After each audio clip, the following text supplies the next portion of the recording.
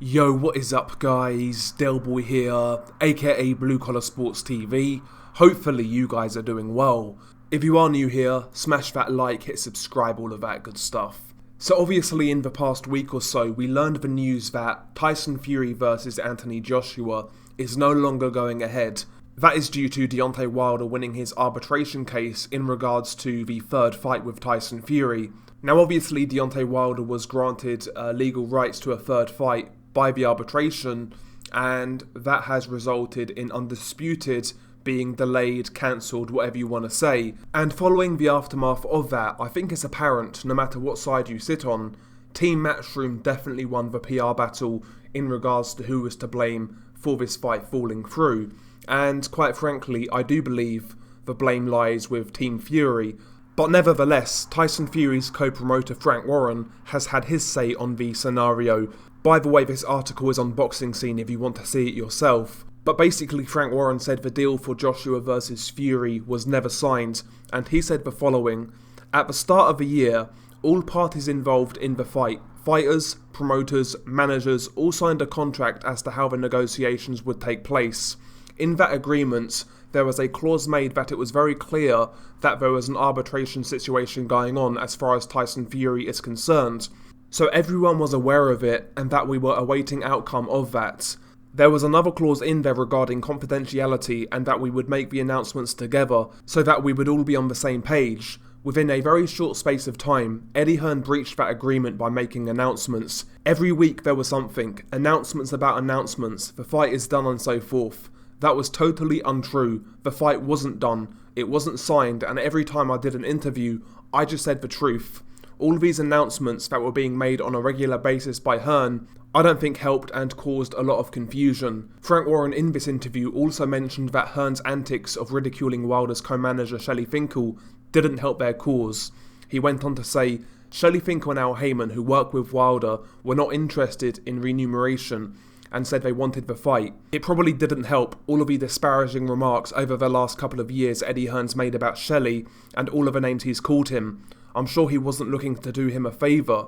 Frank Warren also mentioned the WBO situation with Alexander Usyk, and by the way, this is the interesting part to me. So Frank Warren continued to say, "Alexander Usyk had written to the WBO and subsequently all parties concerned saying that they will be suing if the fight does go ahead. So even if we won arbitration, we would still be sued by Usyk. There would have been an action and they would have been looking for injunctions to stop it. So that wasn't dealt with or brought to anybody's attention, pot kettle and all that from Hearn. 1 minute he's telling everybody I'm not involved at all in the negotiations, and now it's my fault." Those are the words of Frank Warren. A couple of interesting bits in this interview. He actually conducted the interview with The Sun, and Boxing Scene have covered the interview. One interesting point that Frank Warren made was in regards to the confidentiality agreements in the contract about announcements. And according to Warren, Eddie broke those confidentiality agreements on numerous occasions. Maybe he did, right? But on the same page, Tyson Fury did the exact same thing the day before the arbitration result came through. Tyson Fury said on social media that the fight is on August 14th in Saudi Arabia. Tyson Fury said that on his social media, so, maybe Eddie Hearn did break the confidentiality agreement, but it looks like Tyson Fury did too. But the most interesting part of this story is the whole Alexander Usyk WBO situation. Frank Warren is saying that that situation wasn't sorted out, and that Alexander Usyk was looking to launch legal action. Of course, the WBO officially ordered Usyk versus Joe Joyce as an interim title fight, so Undisputed could happen. But from what Frank is saying, Alexander didn't seem very happy with that solution, and essentially he wanted his full title shot, and if he wasn't going to get it, he was going to launch legal proceedings. If you look historically in recent years, the WBO have tended to give a guy who's moving up, if he's been a champion in the weight class below, a shot at a title instantaneously. You look at Terence Crawford, you look at Demetrius Andrade.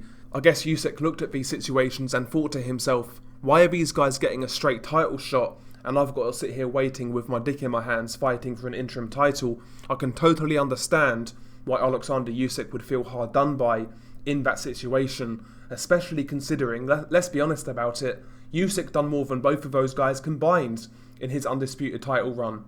Let's be real about it. So I can definitely see that from Usyk's perspective, why he would feel that he's being treated unfairly. To tell you the truth, I want to hear a lot more about that situation. I'd like to see Eddie Hearn get asked about that.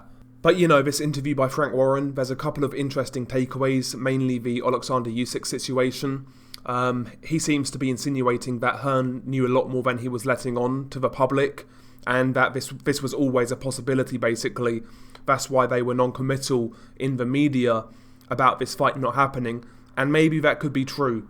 Maybe this was Hearn's way of putting on pressure or trying to look like, the guy who was trying to make the fight. And essentially it was a PR spin. Is that possible? Absolutely. But quite frankly, all of these parties involved right now, I couldn't really trust them as far as I could throw them. I think ultimately right now what we're seeing is just a big PR game from all sides involved. But ultimately, we've not got the fight that we've wanted. And we as boxing fans, once again, are the losers. And that's all that really needs to be said about this whole situation. I've heard a lot of conspiracy theories in regards to the Fury-Joshua fallout. Some are saying Bob Arum, was conspiring to make Eddie Hearn look bad, basically stringing him along, all while having the intention of actually making the Wilder third fight. I've seen people lay blame on Eddie Hearn. It doesn't really matter to me at this point. Ultimately, the main thing is, for us boxing fans, we haven't got the fight. No matter who's to blame, we've not got the fight. We're the losers here. So we'll see what happens. But again, I've got a real keen eye on that Alexander Usyk situation, to tell you the truth. I mean, I was watching an interview with Eddie Hearn today on IFL TV, and he was talking about Joshua's next fight. Basically what he said was, more than likely it's going to be Usyk, but if a deal can't be agreed, then potentially they would vacate the title. And I'll be honest, to me that's a massive red flag, because ultimately, if they can't get a deal done, it goes to purse bids, and Eddie can put a big bid in if he wants to pay Joshua what he wants. So the whole agreeing a deal thing, and if it doesn't get agreed, we'll vacate. To me, that's a red flag. To me, Eddie Hearn does seem a bit non-committal in regards to this fight with Alexander Usyk. He seems very non-committal. He wasn't that way with Kubrat Pulev, for example, who we knew was going to get knocked out. But Alexander Usyk, there seems to be a bit of non-committal there when it comes to that mandatory situation. And again, bear in mind, Joshua so far, he's fought all of his mandos. Carlos Takam, Alexander Povetkin, Kubrat Pulev, no problem whatsoever. He's been kind of promoted as the guy who wants to collect all of the belts and become undisputed. If they were to vacate this WBO, it's definitely a bad look, and it would have to go down as a duck. So we'll see what happens with that situation. But yeah, right now, Eddie Hearn saying that it's the fight that is most likely, but he's not 100% committed to it, which again, I find to be a red flag. So we'll see what happens with that situation. We could get some more fun and games in the heavyweight division. Could you imagine if Joshua vacates, the uproar that will cause? We'll see. Hopefully that doesn't happen. I really want to see Joshua versus Usyk. To me, it's a great consolation to Undisputed not happening. I've got a lot of interest in Joshua versus Usyk. That's why I'm talking about it so much in recent videos. But yeah, we'll see what happens. Share your thoughts below. It's been your guy Delboy. Peace.